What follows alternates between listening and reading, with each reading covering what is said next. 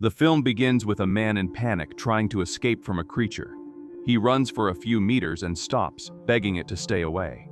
Suddenly a noise echoes and he quickly points his gun, realizing that the beast is getting closer and closer. Soon after, he is violently attacked and killed. 10 years later, in the present, in New York, we meet Alyssa and Carla, who are being kept confined in a church. That night, the two decide to escape through the small ventilation window in the basement. When they reach the spot, Alyssa says they need to act fast. Carla says she knows how to open the window, but as she approaches, she slips and makes noise. Meanwhile, something begins to approach them, but the two do not notice and continue trying to escape. Alyssa struggles to open the window, and Carla, sensing something bad, asks her to hurry. The creature keeps approaching until Alyssa finally manages to open it and starts climbing out. Outside, she tells Carla to hurry, but her friend panics and says she heard something. Alyssa tries to calm her and tells her to climb up too. However, Carla insists that he is going to hurt them. Alyssa tells her to get out quickly and says they will think of a plan afterward. Before that, she notices a silver crucifix and decides to take it. Carla asks why she wants that, and Alyssa replies that they can sell it for a good price. While Carla keeps questioning, footsteps are heard.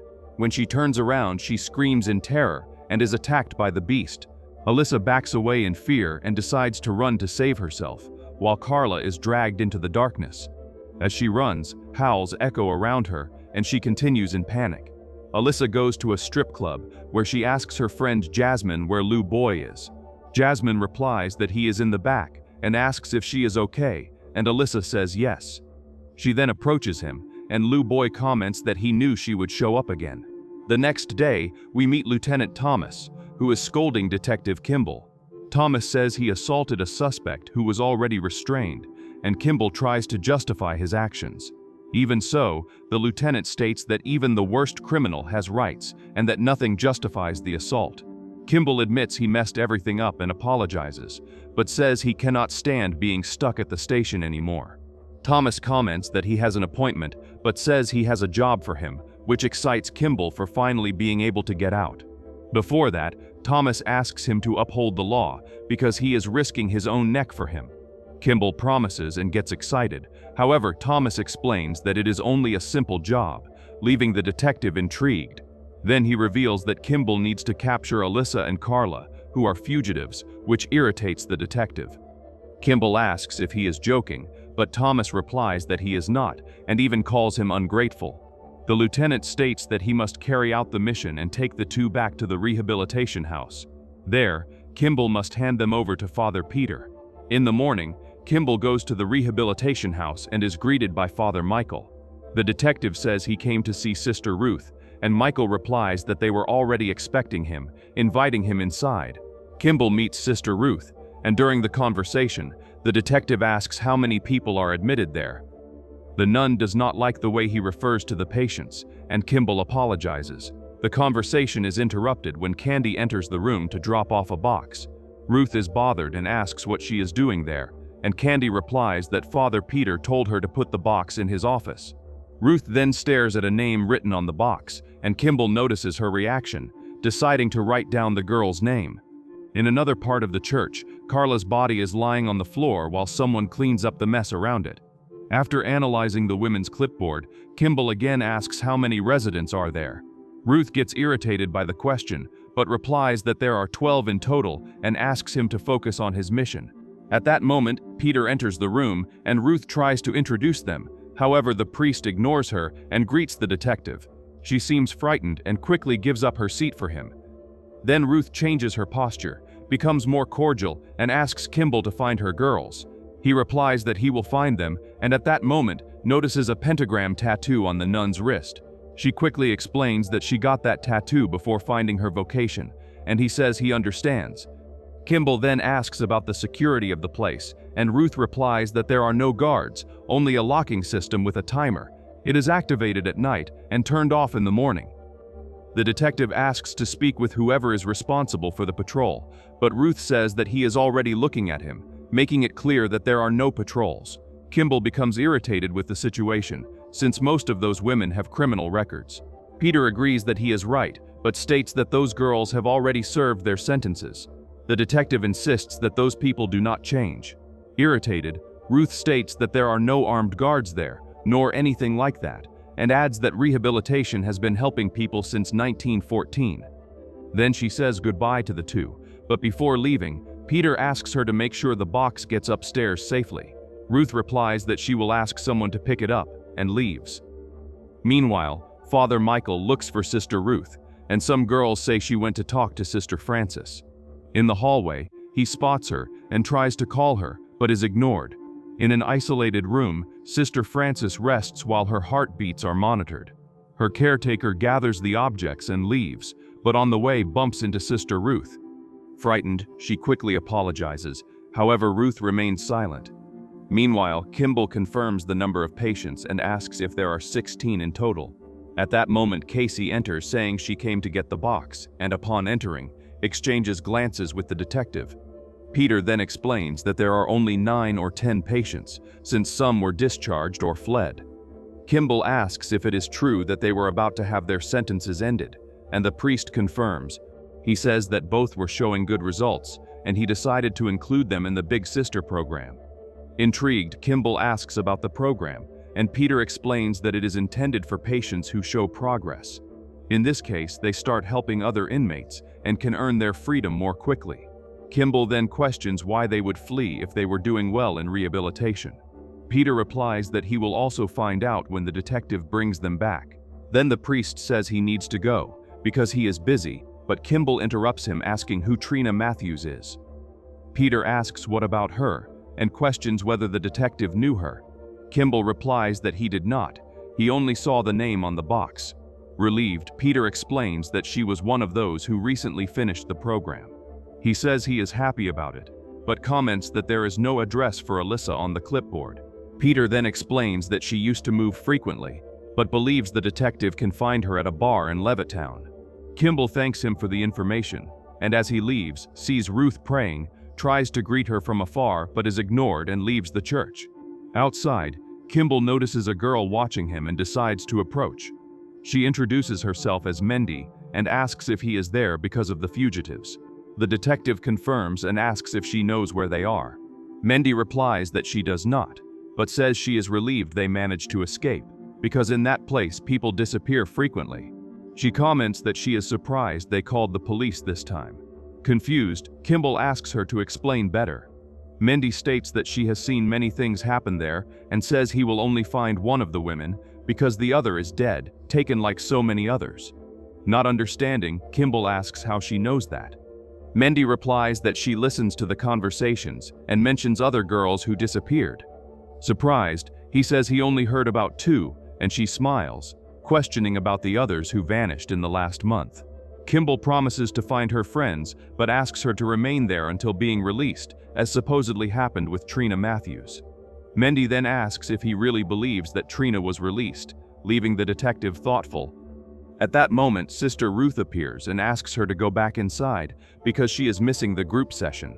Kimell says goodbye and soon leaves the place. Meanwhile, during the therapy session, Peter asks who wants to speak first. Nikki then questions about the missing girls and says she heard they never left the building. He asks what she is talking about, but Nikki replies that he knows very well. Sensing the tension, Mendy interrupts and begins to tell her story. Meanwhile, Sister Ruth is in Frances's room, crying and asking her to get better soon. Ruth says she needs her back, but Frances shows no reaction. In the session, Mendy talks about how hard it is to deal with depression and says she is tired of all of it. She recounts that her mother was selfish and preferred using drugs instead of feeding her children. Mendy recalls the day she found her dead in the bathtub and states that she does not wish that feeling on anyone. Peter is speechless and asks if anyone else wants to speak. Mendy raises her hand and asks to be excused, and he agrees. Mendy goes to the basement, taking advantage of everyone being busy. She goes down the stairs and begins to search the place, where she finds a flashlight. When she turns it on, she notices the sister approaching and manages to hide in time. After Ruth passes, Mendy proceeds to the small room through which the women escaped. She grabs a Bible and finds a pack of cigarettes hidden. After taking a cigarette, Mendy places the Bible on a chair, but notices something on the floor. Upon checking, she discovers it is a human arm and becomes terrified. Quickly, she puts everything back in place and places the arm in a trash bag. At that moment, someone approaches the place, and soon we discover it is Father Michael. While making his notes, he hears a noise and looks around, but sees no one. Meanwhile, Kimell waits at the establishment where Alyssa works to look for her. At the church, Peter organizes some papers, and upon opening a drawer in search of staples, finds some photos of Sister Frances. Upon seeing them, he feels deep sadness and stores them again. Meanwhile, Frances, who was sleeping, opens her eyes upon sensing someone approaching. Nikki enters and asks if she called her, and since no one answers, decides to check. As she approaches, she finds the creature that quickly attacks her. She tries to scream, but is attacked again and ends up dead. Sister Ruth goes to Peter's room and looks for him, but does not find him. Taking advantage of the absence, she rummages through his things and finds the photos of Frances, which makes her furious. Ruth decides to go to Frances, but on the way finds her looking for Peter. She asks what Frances is doing there and what she wants with the priest. Anxious, Frances says that it is not working anymore, and Ruth tries to calm her. However, Frances does not want help, asks her to step away, and leaves. During the night, the girls are having dinner in the kitchen when Ruth appears and asks Mendy to take Frances's dinner to her room. Iris offers to go in her place, but Ruth refuses, saying it has to be Mendy. With no options, she agrees. Then Ruth shows the pack of cigarettes she found and asks if they are not hers. Mendy mocks, saying that it would be against the rules. Ruth states that she will throw them away and reminds that the bedroom door must be kept closed. After she leaves, Iris says she can take the dinner for her. Mendy accepts and makes her happy. Iris comments that she likes to read to Frances when she goes there and also admires the photographs she has. Later, Kimell is at the club waiting for Alyssa when she enters with Lou Boy. The two sit down and he asks who she is running from, since she needed to look for him.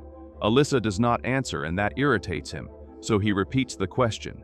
She says she can handle it herself, but Lou Boy retorts that she does not know how to handle anything, reminding that she brought police to his establishment. While they argue, Kimell watches Alyssa's portrait. She says she does not know what he is talking about, and Lou Boy points to the detective asking who he is. Alyssa swears she does not know him, but he does not believe and takes her to Kimell. Lou Boy asks what he wants with the girl.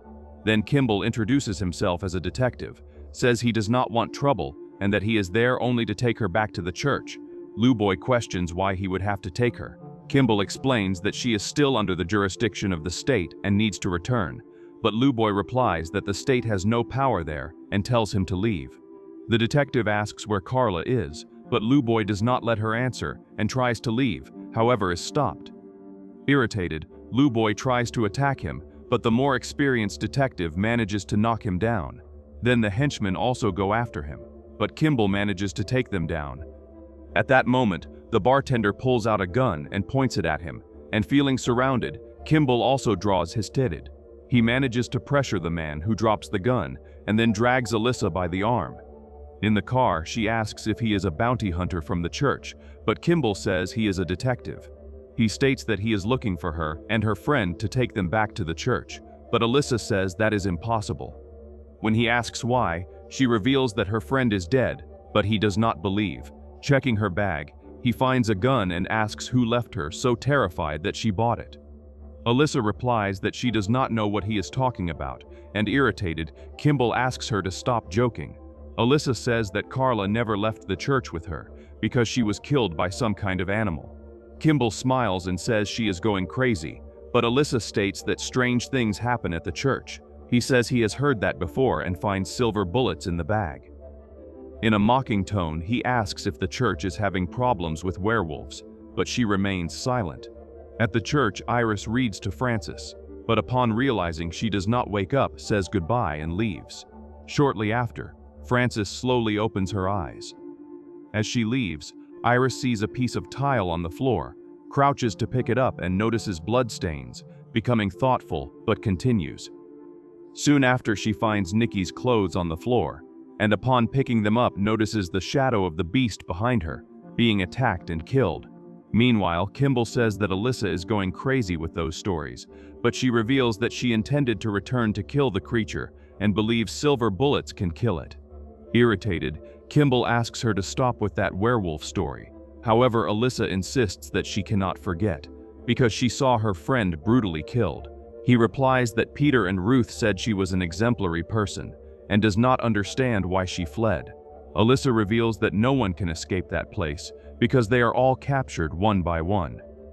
Kimell says he has heard that from the other woman, but believes there is some explanation. Then asks what would happen if he believed her, and what he would tell his partners. Alyssa replies that it would not matter because they have influence and can manipulate the police. He tries to understand the situation and says he does not believe that Peter and Ruth are involved. Alyssa replies that she heard that Peter is not a real priest and that he only protects something in the basement. In tears, she says she saw her friend killed by that thing, and Kimell asks if she really saw it.